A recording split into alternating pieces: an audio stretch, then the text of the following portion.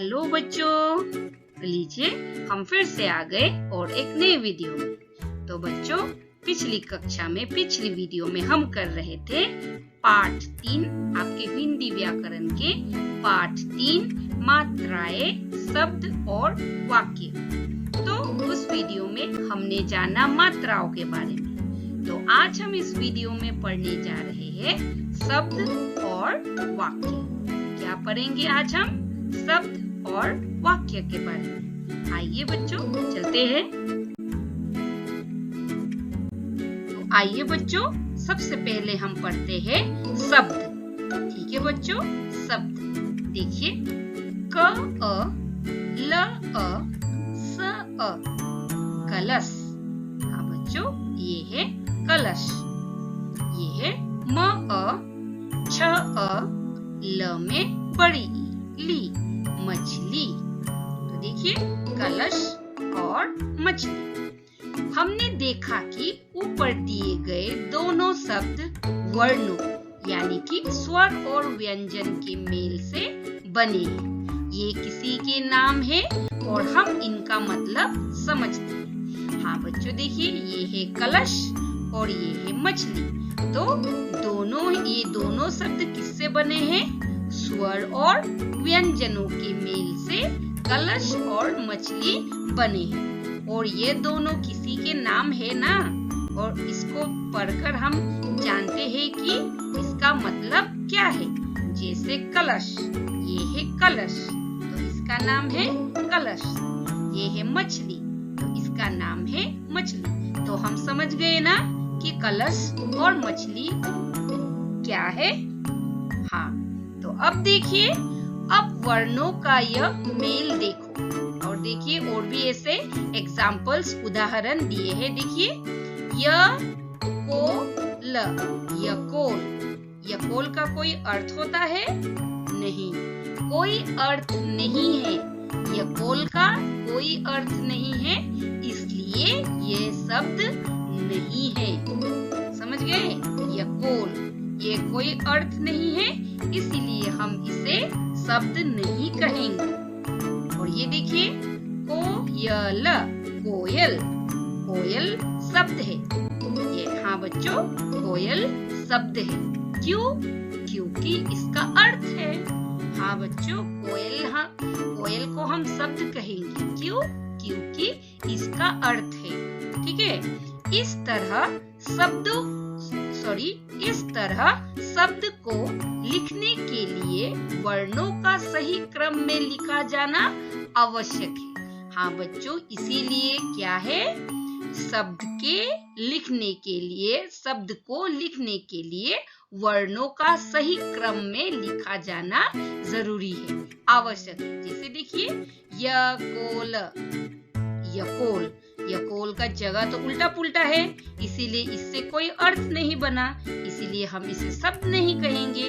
और उसी यकोल को अगर हम सही तरह लिखेंगे तो ये बन जाएगा कोयल। कोयल तो एक शब्द है क्योंकि इसका अर्थ है। समझे ना? इसीलिए कहा गया है शब्द को लिखने के लिए वर्णों का सही क्रम में लिखा जाना आवश्यक है। ठीक है बच्चों, शब्द। हाँ, आइए आगे चलते हैं। यहाँ देखिए बच्चों, शब्द बिना मात्रा के भी हो सकते हैं और मात्रा वाले भी। हाँ बच्चों, शब्द बिना मात्रा का भी हो सकता है और मात्रा वाले भी हो सकते हैं। जैसे देखिए, मटर, मटर, ये है मटर। अदरक, अदरक। तो मटर और अदरक, ये दोनों में कोई मात्रा नहीं होती है। बिना मात्रा के शब्द। हमने इसे शब्द क्यों कहा है? क्योंकि मटर, हम समझते हैं कि मटर एक सब्जी का नाम है, हम जानते हैं। अदरक सब्जी का नाम है। सब्जी, हाँ आप बोल सकते हो, मसाले का नाम है। ठीक है, अदरक तो हम जानते हैं, अदरक शब्द तो सही है। तो इसीलिए ये दोनों को शब्द कहा गया है, बिना मात्रा वाले शब्द। और ये देखिए, तितली, समोसा, ये दोनों में क्या है? मात्राएं है। देखिए छोटी ई, बड़ी ई, ओ, आ, है कि नहीं? तो शब्द क्या है? शब्द बिना मात्रा के भी हो सकते हैं और मात्रा वाले भी हो सकते हैं। तो इसीलिए बच्चों शब्द किसे कहते हैं?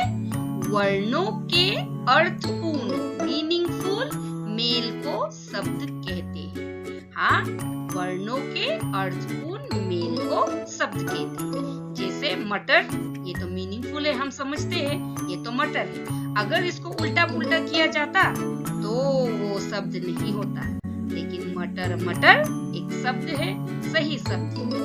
वर्णों के अर्थपूर्ण मेल को शब्द कहते हैं। आइए आगे चलते हैं। तो आइए बच्चों, अब हम देखते हैं वाक्य यानी कि सेंटेंस। ठीक है? जिस तरह वर्णों के अर्थपूर्ण मेल से शब्द बनते हैं। हाँ बच्चों, अभी हमने देखा कि वर्णों के अर्थपूर्ण मेल से क्या बनते हैं? शब्द। जब उसे उल्टा पुल्टा किया जाता है तो हम उसे शब्द नहीं कहेंगे। जब उसे अच्छे से मिलाकर लिखा जाएगा, जिसको हम पढ़कर समझेंगे, उसे शब्द कहते हैं, है कि नहीं? तो देखिए, जिस तरह वर्णों के अर्थपूर्ण मेल से शब्द बनते हैं, उसी तरह शब्दों के अर्थपूर्ण मेल से वाक्य बनते हैं। हाँ बच्चों, जिस तरह वर्णों के अर्थपूर्ण मेल से शब्द बनते हैं, उसी प्रकार शब्दों के अर्थपूर्ण मेल से वाक्य बनते हैं। जैसे देखिए, सुमन पढ़ रही है। तो देखिए ये अलग अलग शब्द है, 1, 2, 3, 4। यहाँ पर 4 शब्द दिए गए हैं। इन 4 शब्द में से क्या बना है? एक शब्द सुमन पढ़ रही है। हाँ देखिए, हम इसे समझ रहे हैं ना कि सुमन क्या कर रही है? पढ़ रही है। ये तो मीनिंगफुल है, इसीलिए इसे हम क्या कहेंगे? वाक्य कहेंगे। जैसे देखिए, रोहन खेल रहा है। तो हम समझ रहे हैं ना इन शब्दों को, शब्दों के मेल को हम समझ रहे हैं ना। हाँ, शब्दों के मेल से क्या बनते हैं? वाक्य बनते हैं। तो इस वाक्य को तो हम समझ रहे हैं। इस वाक्य में क्या कहा गया है कि रोहन खेल रहा है। ठीक है? आइए आगे चलते हैं। तो आइए बच्चों, मैं रात हूँ को सोता। हाँ बच्चों, मैं रात हूँ को सोता। क्या आप इसको समझ रहे हैं? इन शब्दों के मेल को आप समझ रहे हो? नहीं, ये तो गलत है कि नहीं? इन शब्दों के मेल का कोई मतलब नहीं निकलता, किंतु अगर इन्हें सही क्रम में लिखा जाए तो वाक्य बन जाएगा। हाँ देखिए, इन शब्दों के मेल का कोई मतलब नहीं है तो हम इसे वाक्य नहीं कहेंगे। लेकिन इन्हीं शब्दों को अगर हम सही क्रम में लिखें तो ये क्या बन जाएगा? एक वाक्य बन जाएगा। जैसे देखिए, मैं रात हूँ को सोता। इसको अगर हम सही प्रकार से लिखेंगे, मैं रात को सोता हूँ, तो इसे कहेंगे वाक्य। ठीक है? हाँ, शब्दों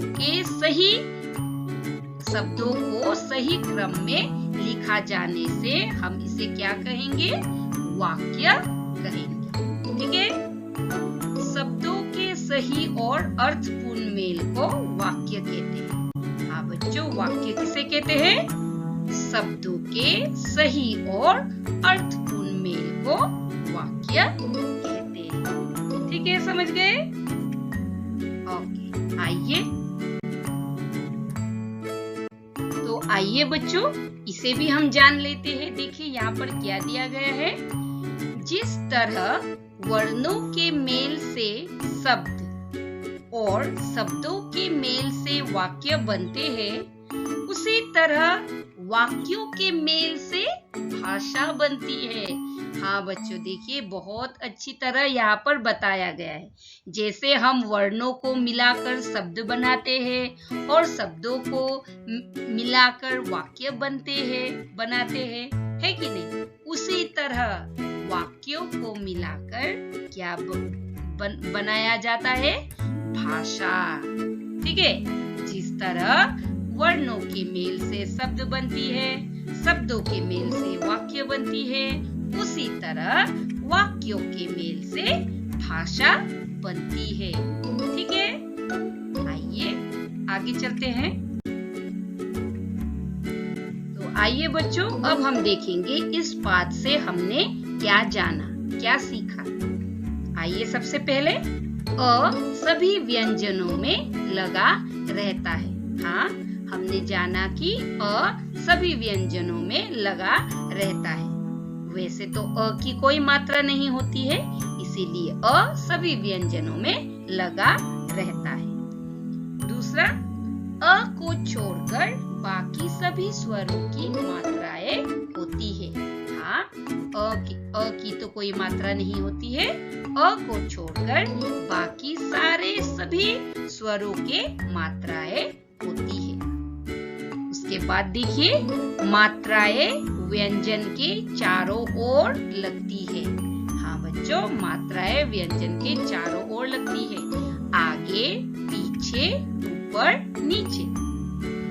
और देखते हैं आगे, वर्णों के अर्थपूर्ण मेल को शब्द कहते हैं और शब्दों के अर्थपूर्ण मेल को वाक्य कहते हैं। तो हमने ये जाना ना इस पाठ से। हाँ, आइए आगे चलकर हम करते हैं आपके किताब के कुछ प्रश्न। तो आइए बच्चों, अब हम करते हैं प्रश्न 3। वर्णों को सही क्रम में लिखकर शब्द बनाओ। हाँ देखिए, वर्ण जो है उल्टा पुल्टा दिया गया है, हमें इसे सही करके क्या बनाने हैं, शब्द बनाने हैं। तमर, तमर से बना मटर। ई मीठा, इससे बना मिठाई। सनरात, उससे बना संतरा। लासकी, गिलास। किलर, लड़की। रमो, मोर। तो बन गया ना सही शब्द। अभी देखते हैं नंबर 4। शब्दों को सही क्रम में लिखकर वाक्य बनाओ। हाँ देखिए, यहाँ पर बहुत सारे उल्टा पुल्टा शब्द दिए गए हैं। इन शब्दों को सही क्रम में लिखकर हमें क्या बनाने हैं, वाक्य बनाने हैं। देखिए, खेल है रहे बच्चे, बच्चे खेल रहे हैं। नेहा है रही सो, नेहा सो रही है। गाना है गा लड़का रहा, लड़का गाना गा रहा है। नंबर ख, शेर शेर रहे हैं कर दादाजी, शेर रहे हैं कर दादाजी। तो अगर हम इसे सही करके लिखेंगे तो ये बन जाएगा, दादाजी शेर कर रहे हैं। ठीक है, समझ गए? आइए आगे चलते हैं। आइए बच्चों, अब हम करते हैं प्रश्न 5। कविता में से बड़ी ई की मात्रा वाले शब्द छांटकर बोर्ड पर लिखो। हाँ, यहाँ पर देखिए एक छोटा सा कविता दिया गया है। इस कविता से हमें ढूंढकर बोर्ड पर लिखना है। हमें क्या ढूंढना है और क्या लिखना है, बड़ी ई की मात्रा वाली। आइए कविता पढ़ लेते हैं। कितनी प्यारी टीचर मेरी मुझको पढ़ना सिखलाती है, हाथ पकड़कर प्यार से मुझको वे लिखना बतलाती है। रात को जब मैं थक कर सोता वे सपने में आती है। तो बच्चों, यहाँ से मैंने बड़ी ई की मात्रा वाले शब्द छांटकर यहाँ पर लिख दिए। देखिए, कितनी, ये है बड़ी ई। प्यारी, ये है बड़ी ई। टीचर, ये है बड़ी ई। मेरी, ये है बड़ी ई। सिखलाती, ये है बड़ी ई। बतलाती, ये है बड़ी ई। और ये है आती, ये है बड़ी ई। समझ गए बच्चों? तो बस आज के लिए इतना ही। मिलते हैं अगले वीडियो में और एक नए पाठ के साथ। तब तक के लिए बाय बाय।